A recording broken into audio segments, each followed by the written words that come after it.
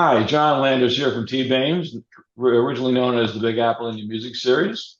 Today I have, I guess it's Annie Minogue, who and her band, which performed for us back in January of, actually no, February of 2013 at the Gibson Guitar Studios in New York City.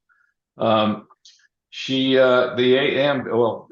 band has toured both nationally and regionally and shared the stage with such iconic artists as Blues Traveler, The Smithereens, David Lee Roth, Chris Whitley, Dave Navarro, Black Eyed Peas, Soul Asylum, Los Lobos, and a bunch of other names here, which I won't go through many. I don't want to keep it short.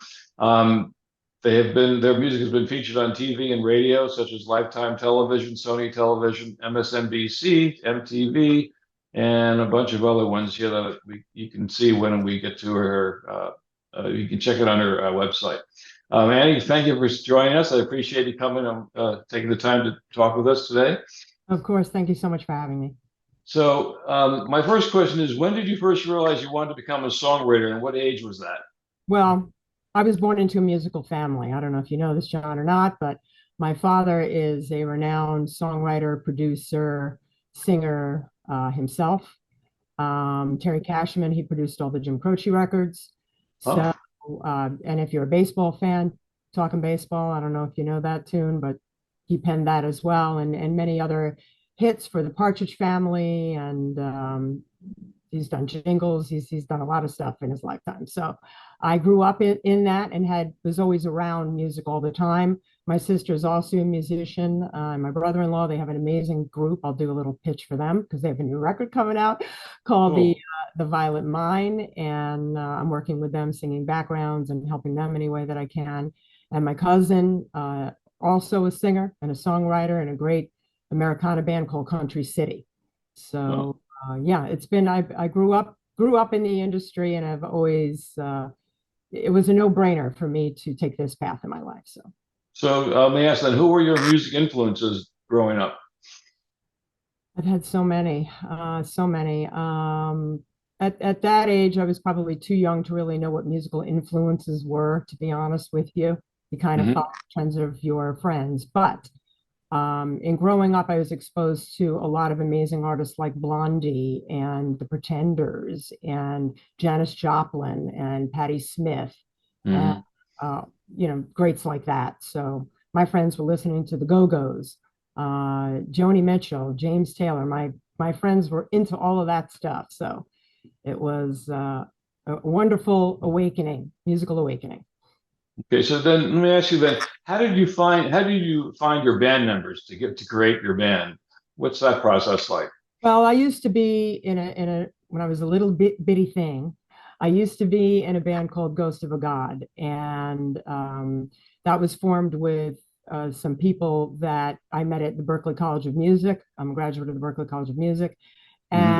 and we got together and decided to form our own thing, and that ended up ending after a certain amount of time. We did a few records. We had some a little bit of success. We were signed in Germany and Japan, Hmm. and got to tour regionally. We had a big manager, all of that stuff, and then out of that, I became partners with the drummer in that band, Nick Saya, who's my partner to this day, and we decided to start something else, which ended up being my solo career and transformed into the Annie Minogue Band. So that's Very how cool. that happened. And members have changed over the years here and there, but Life happens to everyone, you know. but I'm still playing with a few of those guys still to this day. So So what would you say the challenges you had back then compared to what they are in today's environment with the internet? very, very different challenges, different but the same, if you know what I mean. Yeah. It was all about getting the record deal back then. So you would do showcases for record companies. It was about getting radio play, being Hmm. in front of as many people as you could be in front of to get your music out there, selling merch, all of that kind of stuff. That was, the old music business I know, but everybody was doing it back then. Everybody was doing it those days. That was the way you got a deal. You get in front of a record exec, and if they liked you and you were getting enough spins on a radio station, they'd be like, okay, we're going to give you a record deal. So Right, right.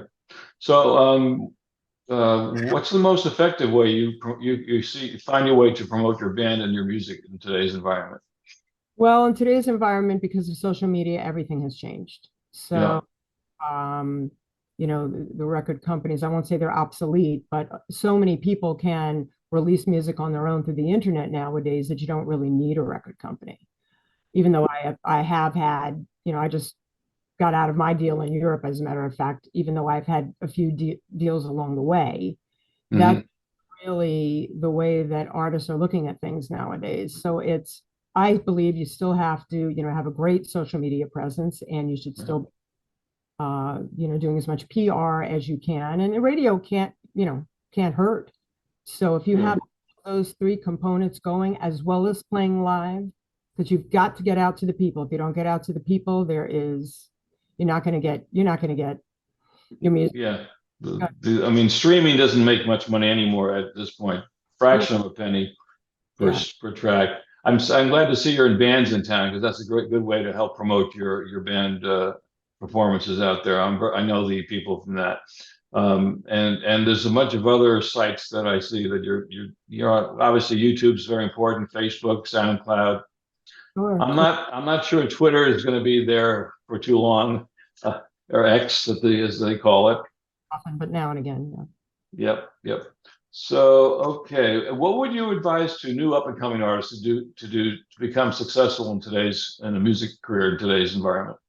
Well, I was a fortunate enough to be a Grammy mentor this year to, Uh, some up and coming musicians who have decided that this was the direction that they wanted their life to go in. And I think the most important thing, and I said this to my mentee, that you have to be authentic. You have to believe in yourself. You have to be real, and the music has to reflect that. People can spot a fake a mile away. So, I may not be still doing the most popular music as you know, even back then, what I was doing wasn't very popular, being a rock singer, a female rock singer. But it's rock and roll. I love rock and roll. It's what I do. It's what comes out of me. It's what I'm best. mhm. That's who I am as a performer and an artist. So I relay that to the world, and hopefully it will catch fire and people will relate to it and enjoy it. And that's all you can really hope for, is to just make sure that you're touring as much as possible, make sure that your music is authentic and that you like it and you believe in yourself, and the rest really will follow. Good music always finds an audience. That's my belief. And I always would like to add too that the way we always looked at artists when to choose to perform for us in the past was looking at stage presence and how well you engage your audience. Those are the keys that I looked at, and the ability to sing on key without apps like auto tune.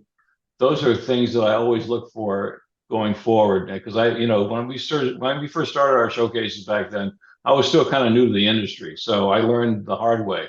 I would have someone come in. I thought the studio recording sounded great, but then they would sing live, and ooh, Right. not a good idea. So yeah, there are things that we do learn as we grow in this market. I really appreciate that feedback. Is there anything else you'd like to share with everyone about you and the band? Well, we are in the midst of making our next record. We're hoping to release it in 2024. We're almost there.